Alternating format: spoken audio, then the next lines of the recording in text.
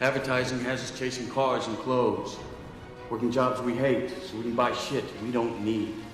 Hey everyone, welcome to the 11th episode of the Project Uproar Podcast. We are already like 2 months into this, even more, so that's pretty awesome how consistent we've been with it. And today we are talking about running.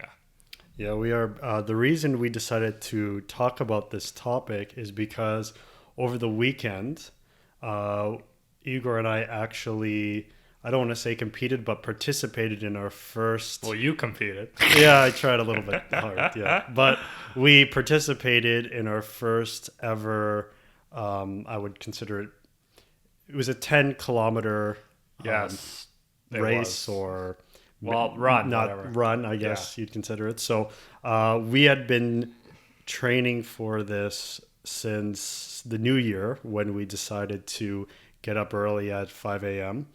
And we decided to make, at that point, a conscious effort to incorporate exercise into our morning routine. Yeah.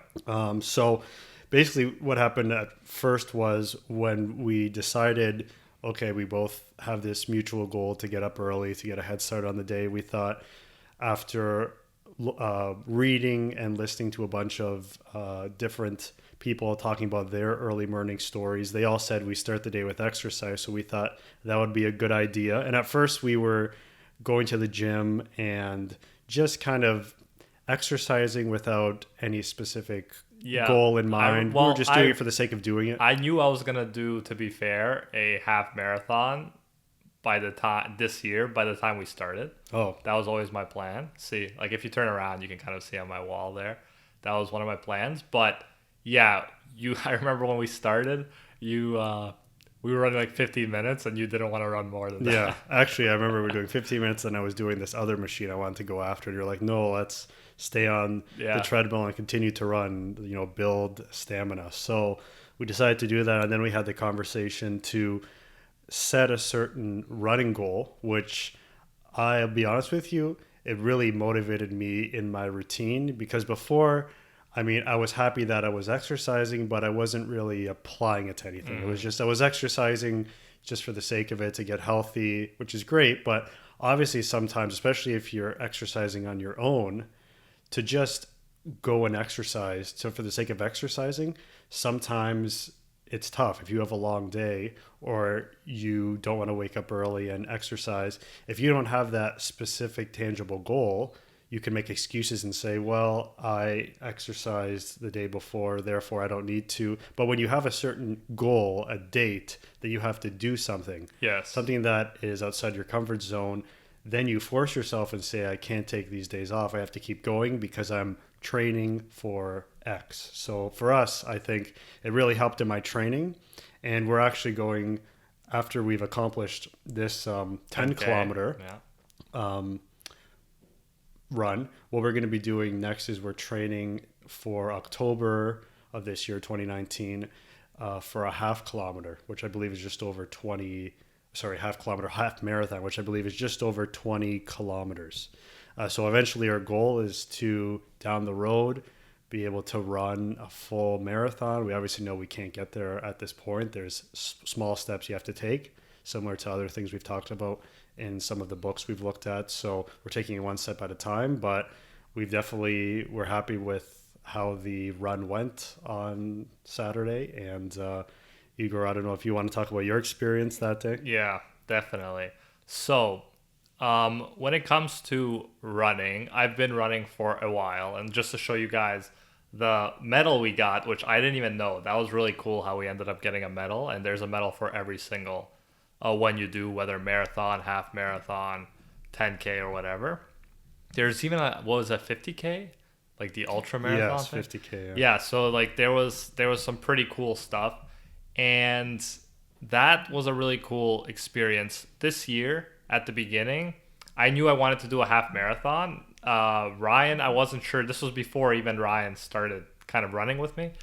And I wasn't sure if like Ryan would be down to do it if he had different goals, like what were his goals. But when I brought up like the marathons, he was really down to do it, which was awesome because, it was just really I just put it out there and you're like, yeah, let's do it, which is cool. Mm-hmm. That's why I like Ryan and respect him, because he's willing to actually commit to doing what we could call difficult things like running, a half marathon.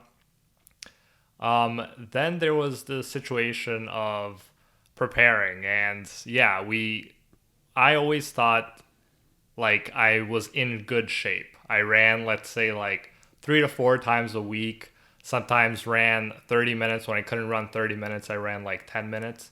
But I always kind of realized that there was nothing pushing me to get to the next level.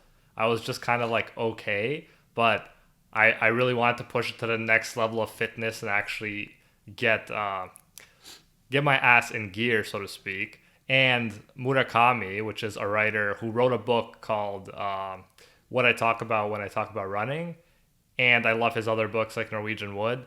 And he talks about the importance of being healthy and exercising frequently if you want to be a writer. And obviously I want to be a writer. So I'm like, okay, this matches well with my life. And then running, he was running, and he's way older. Even by the time he wrote the book, I think he was even like 60 or something. He was older. And when he was writing the book, he said he ran like for at least 10K a day, every day, 6 days a week. That kind of fluctuated, but that was like his average. So I'm like, oh my God, if he can do it, and we're young, like, I'm 25, you're 26. So we can obviously, figure this out, get in shape and do it. And that's kind of what motivated me. And slowly we worked up to it, pushing ourselves. I realized that when I went with Ryan running, he kind of pushed himself harder, so I pushed myself harder than I would alone. So it was cool because we got more exercising, we improved more as we went. And then when the time came for the race, there was I had absolutely no issues with cramps or stomach pain or anything throughout our whole 6 months of training. It was literally 6 months of training. And then on the day of, we started running and I felt pain. I don't know if it's because I drank, what was it, Gatorade that we drank? I drank Gatorade and ate before the run. And usually I don't. Usually I just have a bit of water, wait for Ryan to come pick me up, don't eat anything, and then I run. But this time I ate first, and then, yeah, I just got a huge cramp that cramped my style, so to speak. and then while I was running, I felt it, and it was painful. But my goal for this run was to just keep running without walking. That was my main thing. I didn't really care what time I had or anything. I still don't know. I asked Ryan to send me the website, but he didn't send it to me yet. So I'm not sure, but I do remember that I was proud of myself for finishing. I was really excited when I came back and everyone was cheering. They had people cheering and then they put a medal on you. I did not expect that. I thought it would be a quiet finish, but no, it was this crazy experience with people pumping up, saying strong finish and stuff. Ryan did, however, beat me in the race, if you want to call it a race. Although I like how Murakami says marathoning is not really a race. It's just you're racing against yourself, kind of trying to beat your own times. But yeah, I felt the pain. I knew I couldn't keep going. Ryan was slowing down, and I'm like, just go. I'll just take my own pace. And then he went ahead and he finished. Good job. I don't know how much, probably 5 minutes or something before me, I heard. But yeah, and it was, although it wasn't the perfect experience, because I would have liked to run every other day when I had no pain. It was resistance. We talked about resistance in previous episodes, and it was insane. The night before we had the run, I actually felt in my actually woke up and my stomach hurt, which was weird because I didn't have that, like I said, in over 6 months anything like that happened while we were training. So I didn't get a good night's sleep. Then I had a cramp while we ran, but I still pushed through. I didn't walk, and then yeah, we finished. So now I feel I'm more hopeful that the half marathon we have coming in October is not gonna result in as many problems as this one did. But anyways, whatever happens, I'll push through the pain and finish without walking. That's a promise I made to myself. Yeah, for sure. And actually, you're talking about Mortal Kombat. Yes. You sounded like you said Mortal Kombat. Mortal Kombat? No. No, I didn't say that, no. And he has a great quote in his book about pain and running. And he says, pain is inevitable, suffering is optional. Say you're running and you think, man, this hurts, whether it be natural or, something cramps up, can't take it anymore. He says the pain part is an unavoidable reality where you can't just escape pain, but whether or not you stand anymore is up to the runner himself. So really, I think that experience you had going through that unexpected pain was, I think a great lesson to take for life, because sometimes we're going to have to do things, things that we've trained for, that we've built up for, whether it be presentations in school or some other event that we have to attend that we've been working at a long time, and something's going to go wrong, right? You're going to be playing on stage, let's just say, and 2 of your guitar strings break, and all of a sudden you have to carry on. Or like I said, you have to give a presentation and the technology goes, and all of a sudden you're stuck, right? Exactly. And so pain doesn't necessarily have to be taken as something physical. In our case it is, but it's just something that goes wrong that gives us that presents us with an obstacle. And really we could do one of 2 things. We could just say, well, I can't continue, or you could continue on in some other way to get the job done. So I think that's definitely what you did. And you still finished, really strong. I even saw at the end he was running to make it to the finish line. Yeah. So that was cool. Yeah, so, I had to pass somebody, like a girl passed me, and I'm like, no, I gotta finish before. To beat her, yes. And I wanted to finish strong. Yeah. Ryan, when we practice, I always try to finish strong. Yeah. And I found it interesting, like almost like a kind of mini competition when you got to the end and you saw there was someone near you. You're like, I can't let that person beat me. And actually I need one thing to say myself. It was myself at the end.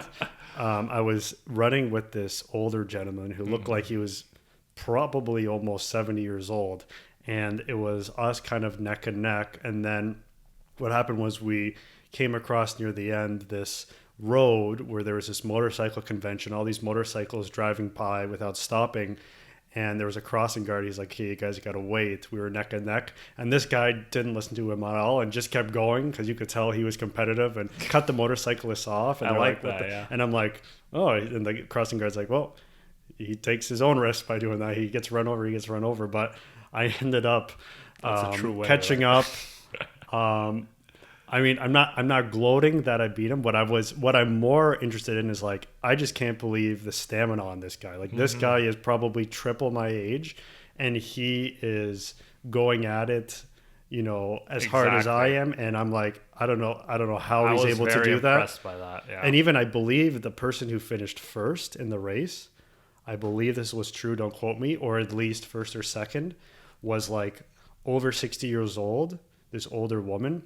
And I believe they said, like, most people, like 80% of the people who finished in the top 10 were over 60. So, like, it goes to show that, like, just because we age doesn't mean, like, that's not necessarily an excuse. Like, obviously, if you have physical problems, yes. But, like, if these people could, like, it was very inspiring, I found. Like, we talked about, like, last week, talking about Hemingway and how we should be, respecting the kind of wisdom that older people provide us. But this was like a very inspiring performance. Yeah, this was them like kicking our butt.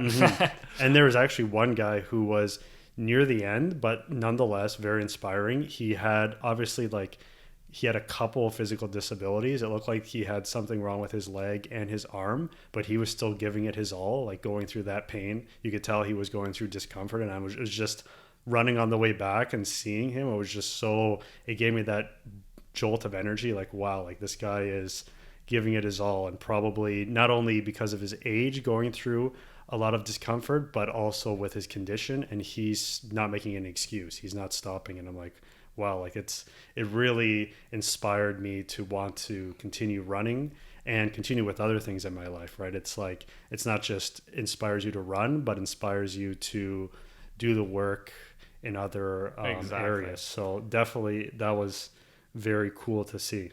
Yeah, I really like that, the idea that you could keep doing it even when you're older, even into quote unquote old age, even though that's in the eye of, like, whoever you ask what old age is.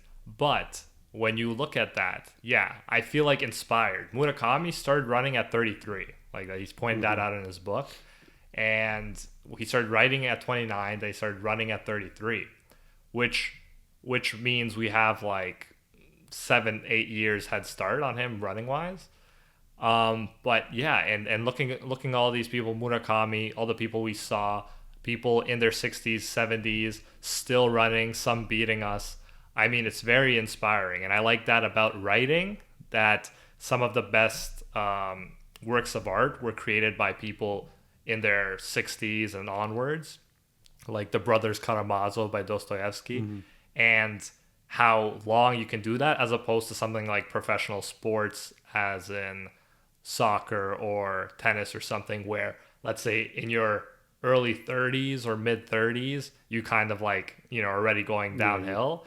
Like running, clearly, as we saw, marathon running, we can keep doing it and be like, even better when we're 70 than we are now. So it's pretty cool. No, it's cool. And actually, Mark Edmondson, who I've mentioned before, who's a writer that I really admire, he talks about that in his book Why Write, when he says, unlike professional athletes playing an organized sport, right, once you kind of reach your 20s, you reach your peak, and then when you go into your 30s and 40s, you start going downhill, and the best days are behind you. But in terms of writing, or doing any other creative endeavor that isn't, being in an organized physical sport, you kind of get better as you age, right? You gain more experience. And he said, like, he wrote his first book in his 40s, and he said, like, I couldn't have written it. Can't believe that. I couldn't have written it if I was like in my 20s, because I just didn't have the experience, or I couldn't put it in in the words that I wanted to put it in. So, that's the cool thing, relationship between the professional athlete and the professional writer, is the athlete, there's only a certain window, and then things go downhill. But the writer, with age comes improvement, which is cool. But no, I think that's the unique thing about running, is that unlike playing an organized sport like football or hockey, where there's contact, where you could get injured very easy from other people, where you have to compete. Really. Yes, running is an individual task, and it's something that I definitely think you can improve with age, right? As long as you take care of yourself, everything. And that's the cool thing about individualized forms of exercise, is like all the onus is on you, right? You can't just kind of coast like in some other sports, right? You could, in hockey, I have like the utmost respect for hockey players. I played hockey growing up, but you could get by on a shift, kind of coasting out there, not doing much, and going back to the bench. When the pressure's on you at an individual moment, like running, it's on you. You can't just decide to give up for 5 minutes, right? You have to keep going if you want to achieve your goal. So I think that's the cool thing about running, is it's different from other sports. And the other cool thing is, similar to walking, a lot has been written about walking. Famous writers talk about walking, such as Thoreau and Nietzsche. These people love the idea of walking. I think similar to running as well. A lot of times when we run and we walk, we don't necessarily know where we're going. We're doing it for the sake of doing it, right? In sports, we know what our goal is all the time. We're doing it to score a goal, to win the game. But in running and walking, at least sometimes, we don't know where we're going. We're just doing it, which I think is kind of cool. It's like going back to the idea of the journey and the work instead of the destination. Now, in our case, we knew where we were going, but if you're just training, right, it may be a time, but we're focused more on the work instead of reaching that destination like you would in a professional sport. And I find always when I'm running, if I just accept the moment and stop thinking about when I'm going to finish, you actually, like, the time passes much quicker than when you're like, oh, like 1 kilometer left. Oh, like, constantly checking to see how much or where you're going. If you just enjoy the run in that moment, I feel like I always have a more positive experience, and it passes by quicker, and it's much more enjoyable. Yeah. And again, like a great lesson for life, just be in the moment, focus on the work right now instead of the product that has to come out or the reward, right? And in the things I think about when I think about or talk about when I talk about running, he says the same thing, right? He says that running is both an exercise and a metaphor. Running day after day, piling up the races bit by bit, you slowly raise the bar and elevate yourself. And what he cares more about is that he's put in an effort every day, exactly. and that he's just tried maybe a little bit harder than the day before, right? He doesn't have a tangible goal, but he's just putting in a bit more work than the day before for little incremental steps of improvement. Now, obviously, that can be complicated when you're taking more days off, which I think is important to rest yourself. You have to obviously he does 1 day off. You so obviously have to be mindful about that. You have to be mindful about, knowing when your body needs a break. So like for us, before the race, we took, which we never do, we took the day off before the race because we're like, I did run like 10 minutes, but that was okay. I did. Just because I wanted to go out. Yeah, not our regular routine. And so, we know it's important that you have to know when it's time to step back and take a break, just like anything else. But, I think that's a great lesson that, we don't necessarily have to meet a specific tangible goal like running X amount of kilometers in this many minutes, which I admit I'm guilty of. Mm-hmm. But just that, on a normal training day, we put in a good day's effort. I think that's more important. I think showing up is definitely one of the biggest things. And that's helped a lot with like this writing thing that I'm doing every day this year. So far it's been like 171 days. And if I sat in front of the computer and wrote for 1 or 2 hours, that's awesome. I don't have to have like the next Great Gatsby. I'm just happy I sat down and did the work, right? Yeah. And with running, it's the same thing. I'm glad every day, even if we, some days we run 5K, some days we run 10K or more. But as long as we went out there, we did the running, we went through the motions, I feel like we're developing that willpower to, get up every morning. Now it's really easy. Now, like I would feel worse not doing it than doing it because I feel like it gets my day started so well. And that's one of the benefits of this running thing has had for me personally. You can kind of speak to your experience afterwards. But now let's say you come, I get ready, we go to either the gym or usually now outside because the weather is nicer. Then we run for like at least 5K, sometimes more. And then I come back here, I shower, put on coffee. Now I just start writing right away after that. Write for 2 hours, read some self-development, edit for 2 hours. And then let's say I maybe take a nap, I grab something to eat. But look how much I did. This is like before 12 o'clock, So because we're waking up at like 4:30, leaving for 5. So this running thing gave me that positive momentum. If I started the day doing like, let's say something like watching TV or something, I'd feel less likely to keep on going, keep doing positive things. But because we start out with running, something positive, something that's hard to do, but we push ourselves to do it, all of a sudden everything else seems easier. It seems easier to sit down to write. It seems easier to sit down to edit. It seems easier to do the hard tasks because we're training ourselves to do it every day. No, I think that's... And we want to keep the positive momentum going.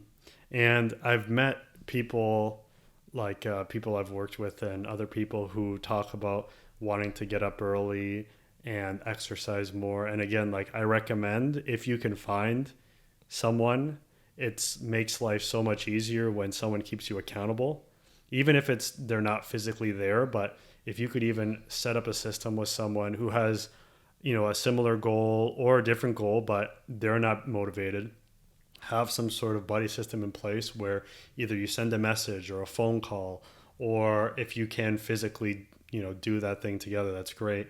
Because it makes life so much easier when someone tries to keep you accountable and has expectations and you have to go through with it. You're almost forced to do it. Exactly. Because like I said, so many people say, or they'll try it, but then after a while they'll have to give it up. It's easy to fall into those routines of not doing it. So, if you're able to do that, that's great. And actually, like another thing that happened not too long ago when Igor and I started to run outside, again, another kind of great lesson in running. I remember when we're running outside, we do this certain route.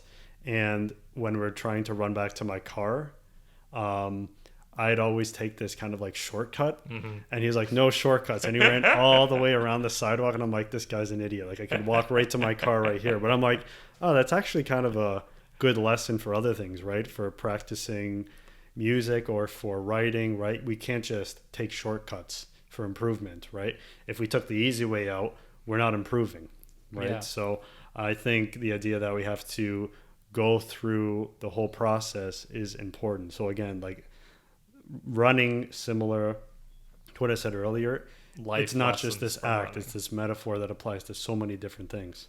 Yeah, I agree. And I'm glad you brought that up because, yeah, if you're going to do something, you might as well do it right?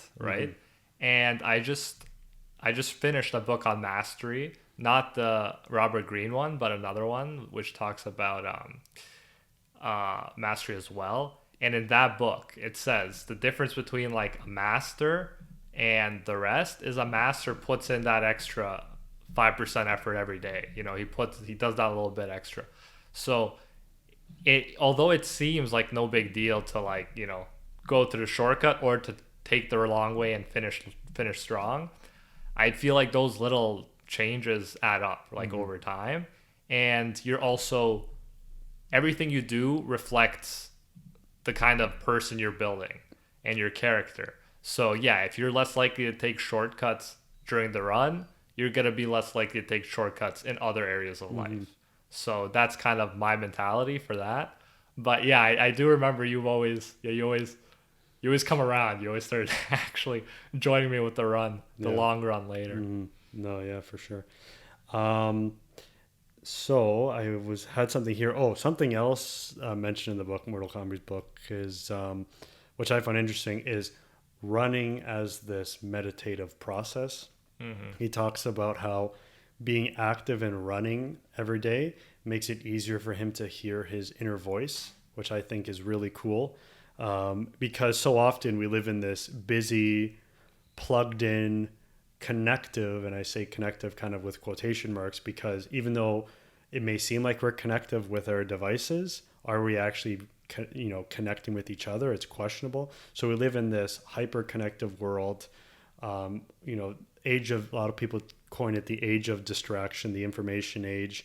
And it's so tough whenever we're working on some sort of creative pursuit to get time to step away from things and, really meditate, whether it be literally creating this void of just silence where we're not even thinking, or just this act of being able to get a space where we could think through our life, think through our work. It's so hard, difficult to do that when we're so plugged in all the time. And he says he uses running. Running is something, I don't have the exact quote, but it's helps him create a void, which I think is cool, because so often, we think of having this mental void or being bored as a bad thing. We're not stimulated. Our mind isn't stimulated with videos or music or, any sort of messages. We're bored, but it's just like, no, like that's a great meditative time, right?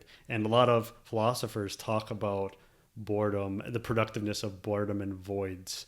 Kierkegaard, Nietzsche, they talk about how boredom and having this void is crucial for developing a self, because you really, in those moments, you're able to reflect, why am I feeling this void?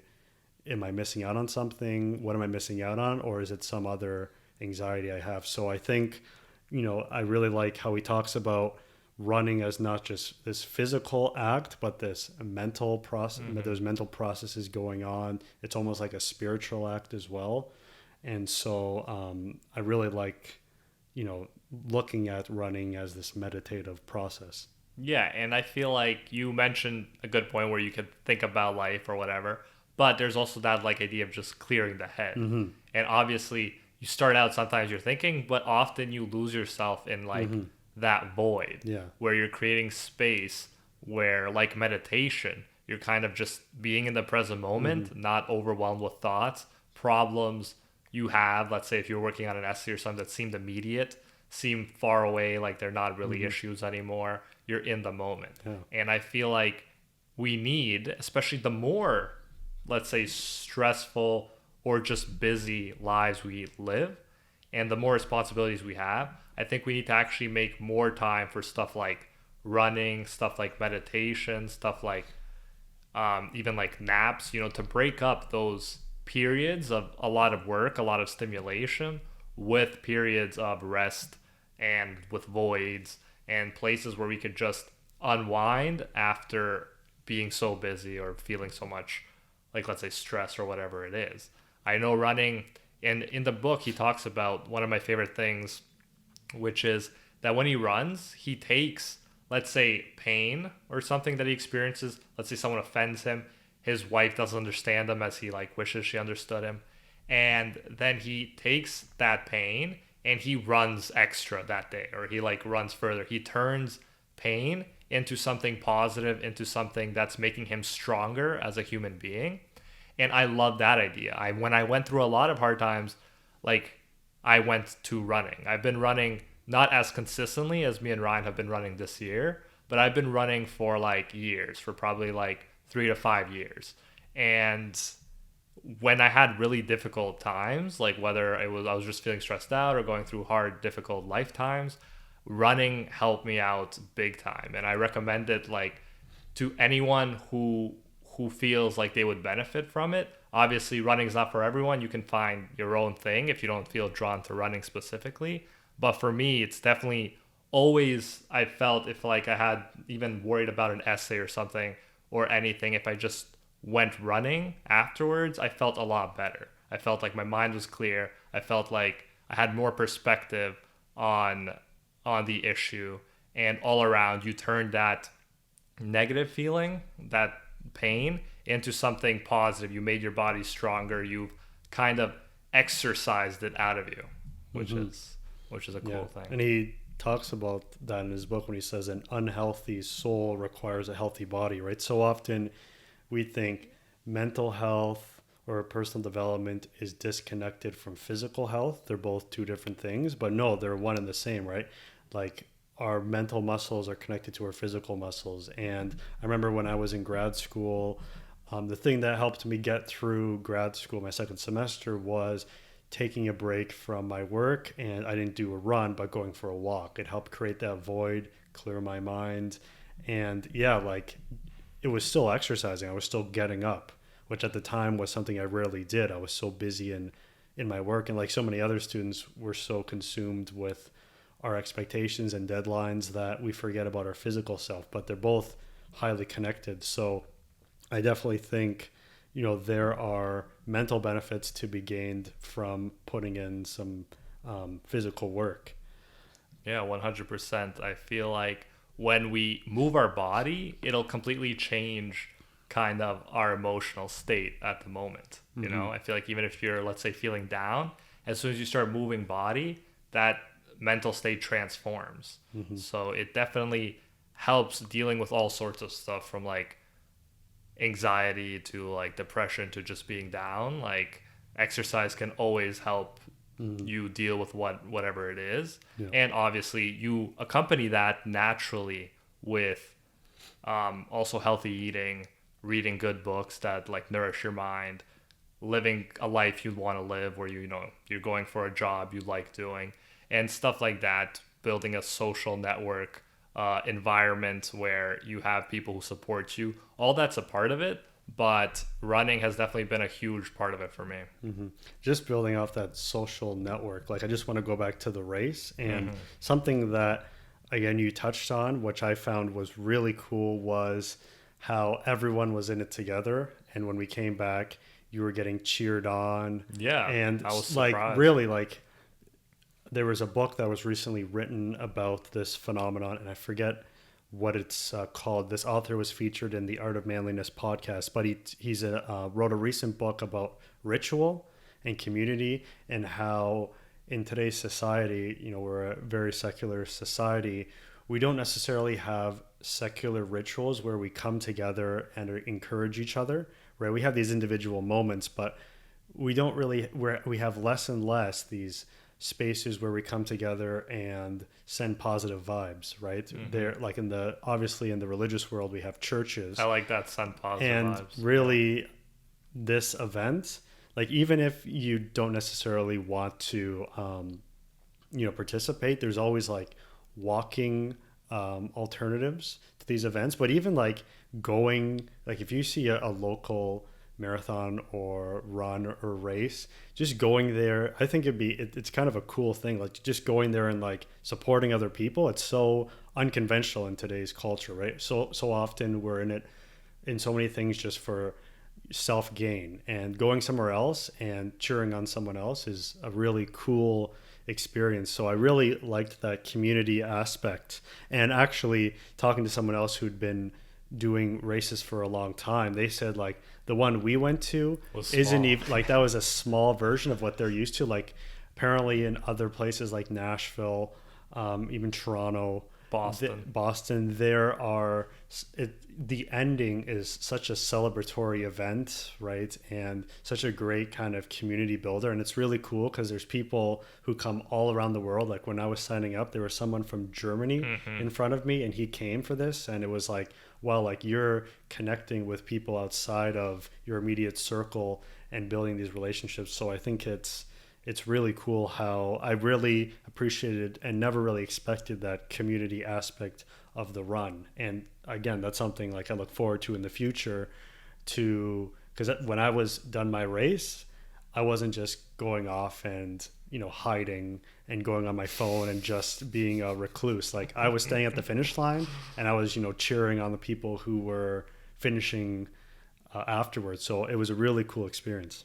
Yeah, and I'm glad you mentioned that. For me too, that was really cool. I didn't expect that. I'm used to running being a solitary experience. Then we started running together, and it's like, cool, we're running. We're not like, we talk sometimes, but often we're just listening to music and running. And yeah, that surprised me big time. People were cheering when I came in, like the medal, the like good jobs, like everybody being so supportive. I was like, oh my god. And then they even said, oh, this is nothing compared to how it usually is. I'm like, this was huge compared to like anything I expected. So yeah, I do feel like that bond that you create with people, whether it's someone who comes to support you or whether it's people you meet there or fellow runners, there is a certain like feeling of belonging. Like, we're all runners. It's much easier to connect with people there because you share interests, so you're like, you can talk about that. I remember the German who came for the 10K too, and I think that's a really cool thing to do now. I heard that there was like, I don't know if it was the big six or something. Like I heard while I was there talking to someone that there were 6 big marathons that people went to. One's in Tokyo, one's in like Boston, and I thought, how cool would it be to do a marathon in each one of those places? And while you do it, you also get to travel, right? You get to use running as a experience to guide you towards traveling, to bonding with people who also like running. I mean, there's a whole world opened up to me after I did this 10K that I never associate with running. I was always like running like the solitary thing. I liked it. But now it's like, oh my God, it's way bigger than I thought. And it could bring in so much more if you participate in these kinds of events than if you just run alone. For sure. Yeah. It was a very unique experience, and one, like I've played sports growing up, one I've never been through because, like I said, we weren't expecting that at the end, which is, again, a great lesson. Don't expect the rewards. You just put in the work, the process, and rewards could come when you least expect it, which I believe like the cheering and the medal was definitely, a representation of a reward. It was something like, oh, we accomplished this thing, which was really cool. Now, I know like your focus outside of this is on anime, and I know an anime that you spoke about a lot, that you got into, was, I don't even remember the name. Our running anime, Run with the Wind. It sounded really inspiring, and I don't know, for anime fans, I don't know if you want to talk about that. You don't even have to be an anime fan. I mean, it's called Run with the Wind. You can access it if you have a Crunchyroll account, or I think you might even be able to watch it with ads. I'm not sure, but with an account, definitely. And there are ways to find it online. But yeah, so it's called Run with the Wind. It's a story about this team of kind of misfits who shouldn't really be runners, most of them, but they come together and they create a team that's trying to be more competitive, and they want to make it to this final run where kind of the best schools go to run, and everybody needs to get a specifically good time. It's like the cutoff point to get to that point. And you have people who are terrible runners who like are reading manga most of the day, which is those Japanese comic books, and never wanted to run. But in order to stay in that house where they're getting like pretty cheap rent, they have to be a part of the club and they have to run. Yes. So it's actually based on a novel, I believe, based on a true story. And this, like, out of nowhere, this school who no one thought would do well at all started actually taking this seriously. There's that huge bonding part of them working together. There's like asking like why we run. Everyone has different reasons. Some is to deal with emotional hurt. Like one broke up with his girlfriend. She broke up with him and he ran to like help him get through it. You know, he ran extra to like get that out of his system. For another person, he wants to, you know, really be the best. He wants to run. He wants to be competitive. He wants to be one of the best. The other one is just pushing himself. Just he was the worst, and he really loved reading manga. And then he just starts pushing himself. And even though you might say he's nowhere near the others, it's still worth that journey of pushing yourself and getting better and improving yourself, rather than just always focusing on who you're competing with. Mm-hmm. So it was an amazing, amazing show. It talked about kind of how it also shows that professionalism versus amateur approach, where professional, one person was sick, but it was the final run. Everyone was depending on them. So even though they were sick with the flu, he showed up and he ran like his part, even though it was like crazy difficult. Like it's, if you love running, that Run with the Wind is a show you should watch, no matter like if you like anime or not. It's just great to watch, and they really glorify running in a positive sense, and it makes you ask questions that you probably wonder about yourself, and you see how they work through it. And yeah, I strongly recommend it for sure. Yeah, no, sounds cool. I think I'll check it. I'll have to. You said there's English subtitles though, right? Yeah, so this, I don't know if there's a dub version with like English actually audio, but it's with subtitles, which is most of the stuff I watch is with subtitles. Yeah. But I got used to it pretty quickly. No, yeah, it's just something I would have to get used to for sure. So I'm curious, because I've encountered some people who, after telling them about this, say they want to pursue a running goal similarly, like a 5K or a 10K, a small goal like we had. Well, I don't think it's small, like the first step to being able to run a marathon. I'm just wondering what sort of, let's just say you were in this mindset, like you signed up either for a shorter run or you want to, what sort of advice would you give someone getting started in, exercising, running? So I'll give mine and then you can give yours, because you're more new to this, like being a consistent runner than I am. So you're probably more fresh with you. But I think, like you said, getting someone, some people, I have a friend who sometimes we see at the gym, and she actually comes alone and she like runs early in the morning. I don't think I would have been able to stick to it if you weren't there. If we didn't make that now, like let's say if I have to go alone one time, I can do it. But in the initial phase where you're feeling the resistance, you don't like switching up your routine, your comfort zone, I don't know if I would have lasted. I don't think so. If I didn't have you coming and knowing that I'm like letting you down if I don't go. So definitely find a partner who wants to run.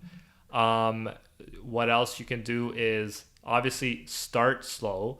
If you want to be a runner, just run every day. Obviously you can take 1 or 2 days off if you want to take the weekends off, but actually be running. Even a 10-minute run is better than nothing. Let's say you have a busy schedule, go out there, run. And once you're out there already, maybe you extend your 10-minute run, but make sure you're actually doing it and have fun. Don't be too hard on yourself. I know, I feel like Ryan was sometimes like pushing himself a bit too hard. You got a cold a few times, and I don't know, that's not all from running, but I do feel like, from the beginning, you push yourself really hard at times, which is fine. But also just be happy you're living a healthy life. Enjoy the running. You know, you don't have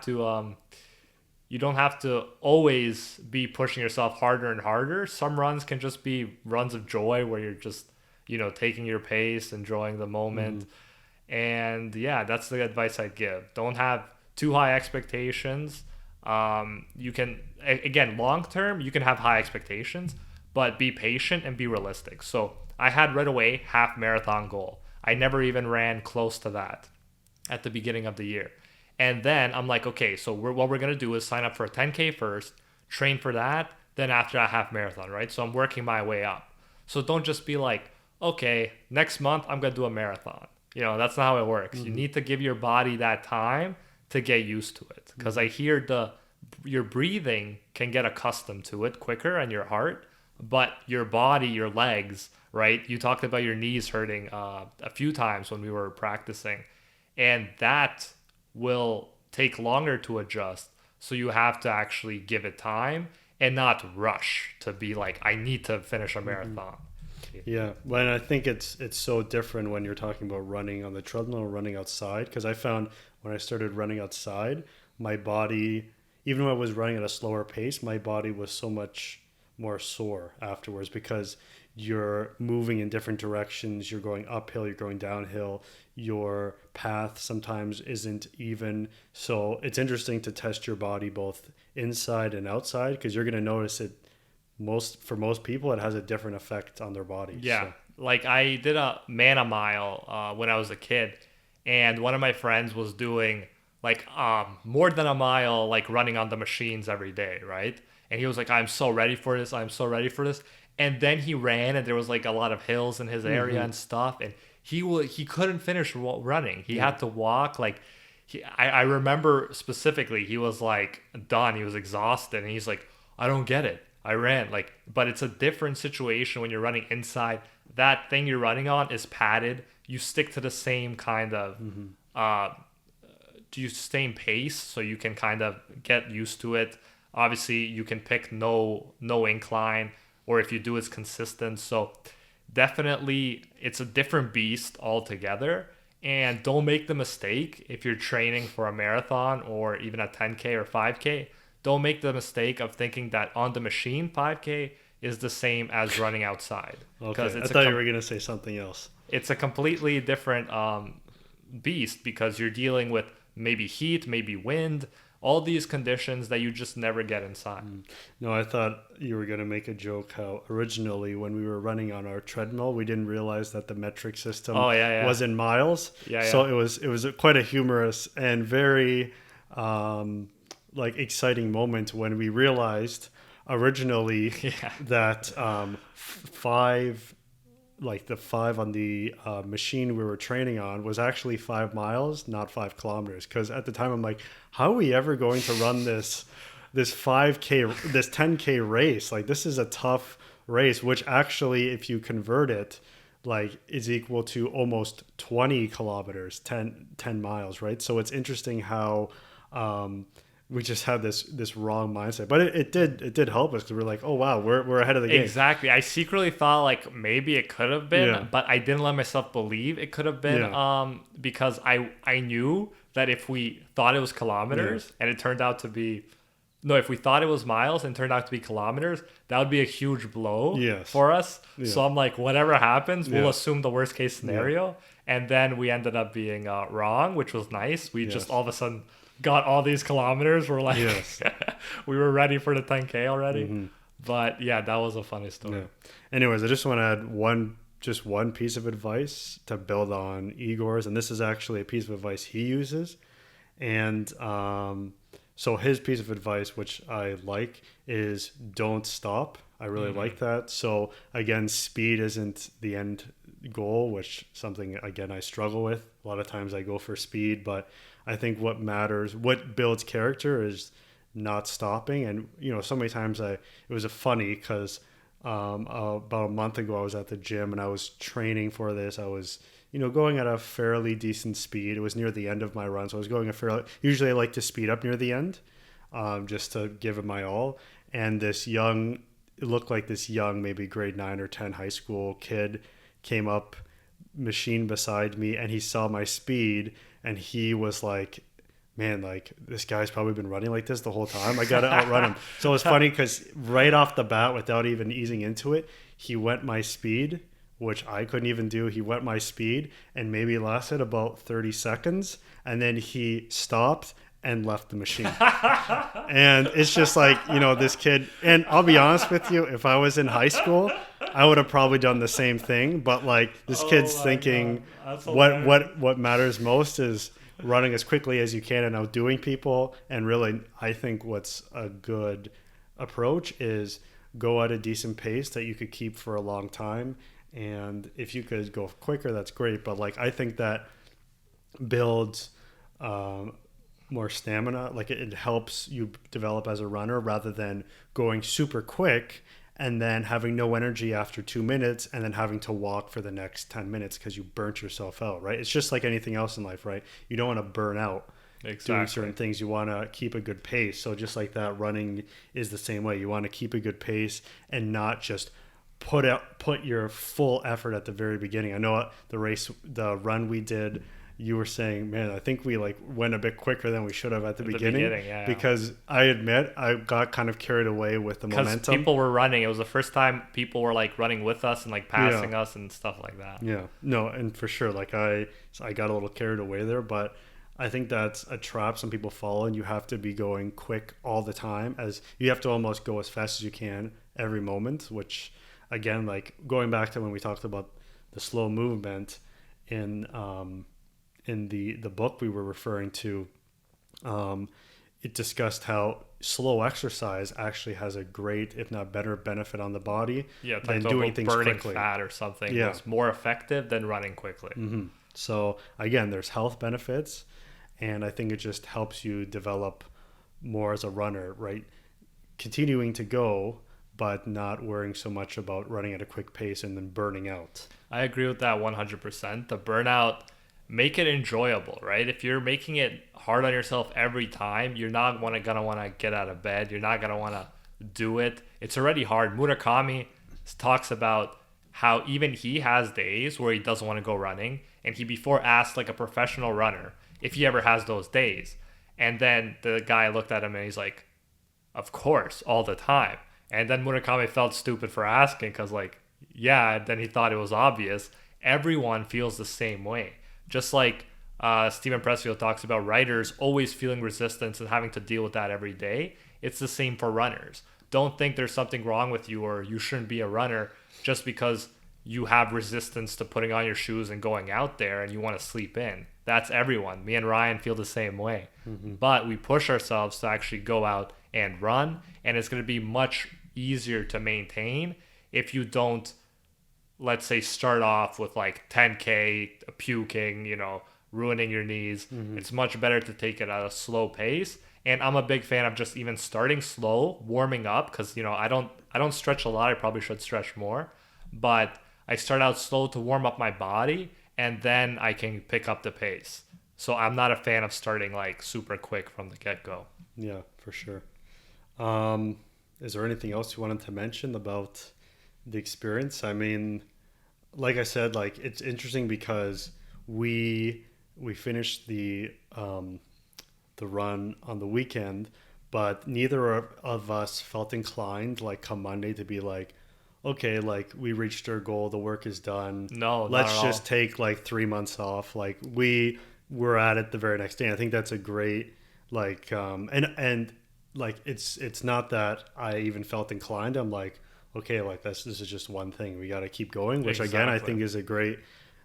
Stephen Pressfield talks about this when he talks about writing. Yeah, get to and the he next talked one. about how he published a book, at the beginning, and he was saying how he was going to his friend and saying, "Oh, I published my book." He's like, "Great, when's the next one?" Right? Yeah, the work doesn't stop. Yeah, he's like, start working on your next one tomorrow. So again, like I that's the great thing about running is that there's not this end celebratory moment where it's like I've accomplished it all. I could just sit back, which I'll admit, like sports, that does exist at times, right? The athlete who's at the end of his career or her career and wins the championship, it's like, okay, I put in my work, everything's done.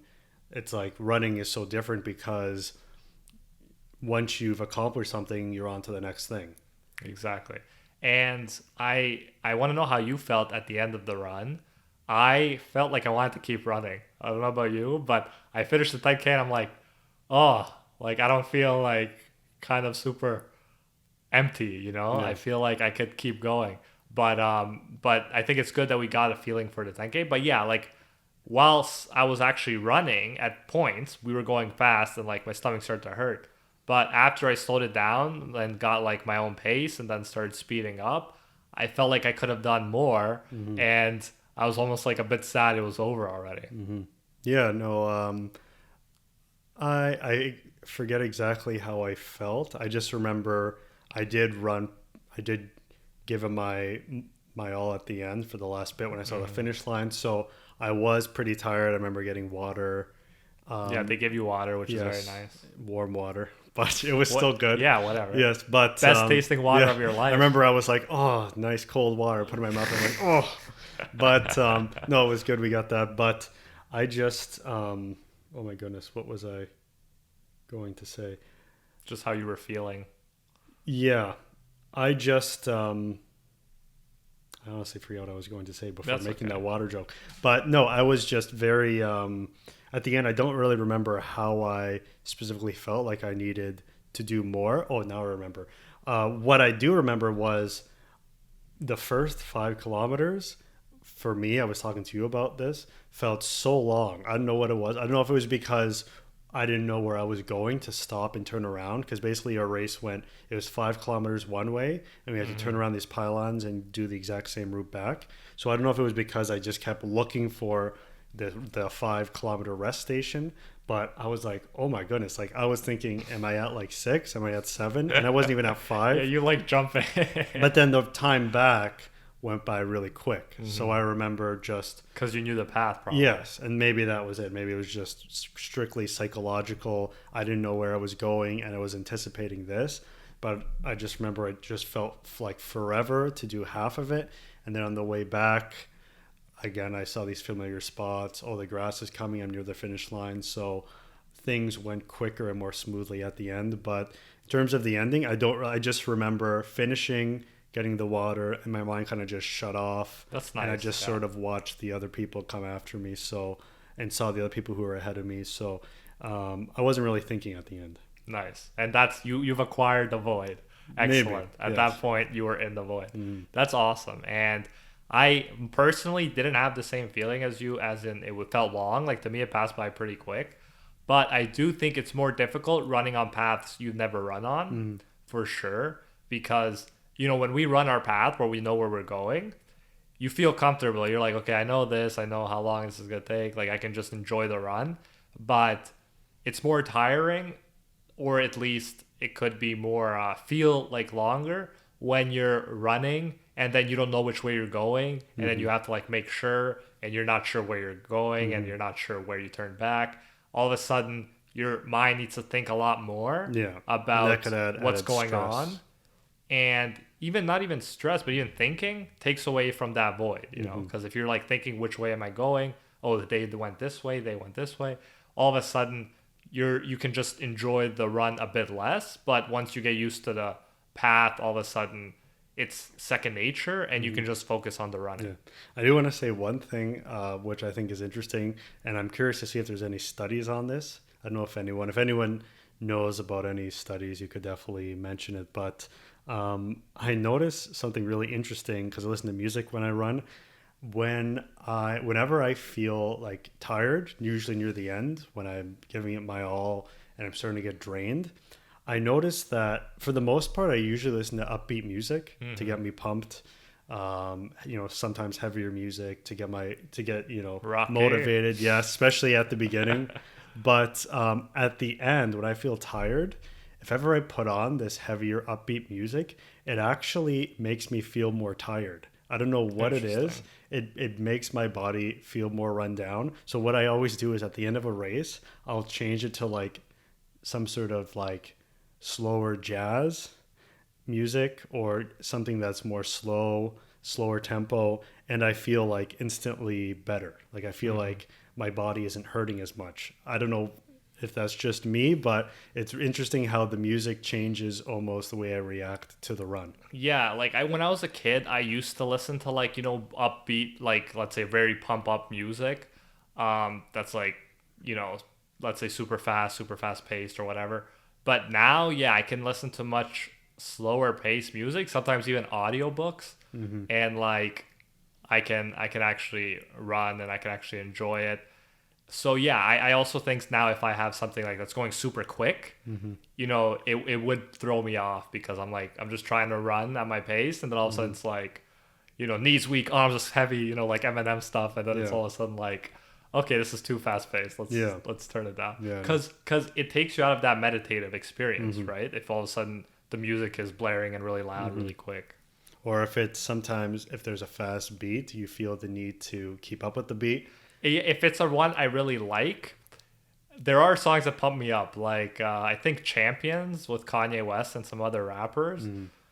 When I hear that, I'm like, okay, like I get a bounce in my step. If you ever had that, where I'm like, wow, it feels like good hitting off hard from the beat, But not all songs. So it depends on the song. It has to be one I like. But some of those rap songs really get me going. Yeah. No, it's interesting, the psychology behind it.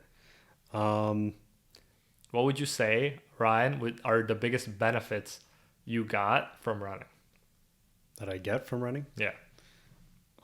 Just probably two things. First off, just the exercise. Like I've lost, I don't know if I mentioned this before, but I've lost basically around 30 pounds over the past maybe 6, 7, 8 months, which running was a big part of, right? It was my form of exercise. So for sure, for what it does for your body.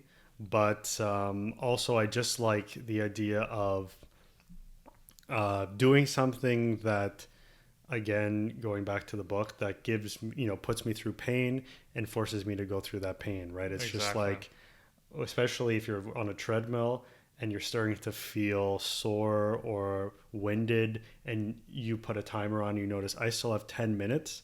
Like I can't continue to keep looking at the clock, because that's what I notice happens when you're on a treadmill. I notice you start covering the clock kind of thing. And you continually look at the clock. The time goes by so slowly. So I really like how in the act of running, there are times where you have to put up with pain, and it's just like inevitable. It's like there's another 10 minutes of pain I have to go through, and I'm just going to have to go through it. And I really like that applying to life. Like there's going to be moments where, whether it be you graduate from university and you have this dream job, but to get to that dream job, you have to put 10 years of experience in. And even that dream job will have difficult times. Yes, and for sure. But, it comes with hurdles. It's not just given to you. And I think running teaches you a great lesson that there's going to be these moments where they're not going to be comfortable, they're going to suck, but you have to continue to persevere through them to get to that goal at the end, or maybe that goal changes. But I really like how it's almost like mandatory pain you put yourself through. And it's like practicing poverty in that sense. Yeah, putting yourself to something uncomfortable. And the thing is, there have been times in the past where, here and there I've taken shortcuts. I'm like, oh, I'm too tired, I'm just going to cut it short. And always when I do that, I always feel bad at the end. It's just like, yeah, short term it was great, but then I feel bad. Unlike the other times where in the moment I'm like, oh, I really hate this, I want to, I'm fine. And then I say, no, I'm going to continue to go through it. And then when I leave, I feel good. Similar to, I guess, kind of like fast food in a way, right? You get this craving to stop, just like you get this craving to, eat a short-term thing. It tastes delicious in the moment, but in the long term, hurts your stomach. Like I've had moments where, I've made unhealthy decisions, and in the short term, I'm like, this is great, it tastes great. But then an hour from now, I have a severe stomach ache because it just didn't sit well, or I ate it at a really bad time, right? And so, or it ruined a future meal. It's like, instead of just waiting for the next meal, I ate something unhealthy. And then when I get to the meal is not good because of what the past food did. So again, it applies to so many different things. This idea of like prolonged, I don't know, delayed gratification. Yes. I like that. Yeah, for sure. And for me, what you said definitely both apply. I also like the idea of just pushing my comfort zone, doing stuff, building that discipline, that muscle that's like, okay, you don't want to do this right now, but you're going to do it anyways. So, because there's a lot of times in life where you have that. It might be a big presentation. It might be like something you don't have to do, but you want to do. So with running, with like even cold showers are good for this. With sitting down and fighting the resistance and actually sitting down and starting to write, all those things, the more you do it, the more your brain is like, don't do this, procrastinate, you can do this, da da da da. The more you fight that, the easier it gets. And in a sense, because you're training that muscle, and that's kind of my real goal with a lot of this stuff, is to just develop that discipline where even if my brain is like, oh, don't do that because it's pushing my comfort zone, I can just be like, no, just do it before I have that chance to resist, before I procrastinate. I want to build up that muscle as much as possible. And the other big benefit that I love is turning pain and like difficult times in your life into a positive thing, into something that makes you stronger. I love that as well. So those kinds of things, the creating the void too, I love that space it gives you. I feel like it puts everything more in perspective. I enjoy the rest of the day more. I feel like more present at a moment after I've run. It gets that positive momentum going. And yeah, those are some of the benefits. And I gotta admit, anime was actually the thing, you mentioned it, but it was actually the thing that got me into running. And it wasn't that anime that I watched recently, Run with the Wind. It was Hajime no Ippo, because he does like road work, which is what it's called. He's a boxer, and they run all the time. And it's just like this one of the most inspirational pieces of media, like stories I've ever seen. And I just absolutely love it. And yeah, when I see him running, like there were times when I was watching that and I'm like, I'm going for a run. I can't not run. I gotta run. Because I used to watch that in university and I was like, wow, I'm so motivated to just go do the road work right now and run. So yeah, it's interesting what will get you to run. Murakami says if people are interested in running, they'll find it for themselves. If not, they just won't. Not everything's for everyone. But yeah, it's interesting. Like that just showed up in that anime, and then I've just felt so inspired to try for myself. And ever since, I've been doing it rather consistently, and now super consistently this last year. So, and I hope what today's podcast hopefully shows or teaches is that there are things in our life that we do, like mundane things like running, that we could take life lessons from, right? In what I talk about when I talk about running, he says the most important thing we learn at school is the fact that most important things can't be learned in school, right? We don't need to like... Coming from a teacher, that's we awesome. don't need to be like... We don't need to learn lessons from a book. Yeah, right? There are times where there are experiences or things we do, whatever that thing may be, whether it be physical, labor, or other things. And these things, they have a surface level interpretation to them. They're work you do, but there's also, you could take deeper meanings from them. And definitely we've done that with running, and really, we should look around and really reflect about our life and reflect about those things we do and how they have, like I said, a much deeper meaning to them when we really think about what they're teaching us beyond just the literal. So I think, I hope that's something that carries and sticks with you. Definitely. And it's like martial art, a lot of people use it as a path to mastery. And I think that's one of our paths. Running has become one of those paths to mastery that we stick to. And we slowly get more and more used to it, get better at it. And I look forward to seeing where we are a year from now, 5 years from now with running. Very excited for that. Anyways, do you have anything else to say? No, I think that's it. Thank you so much for listening.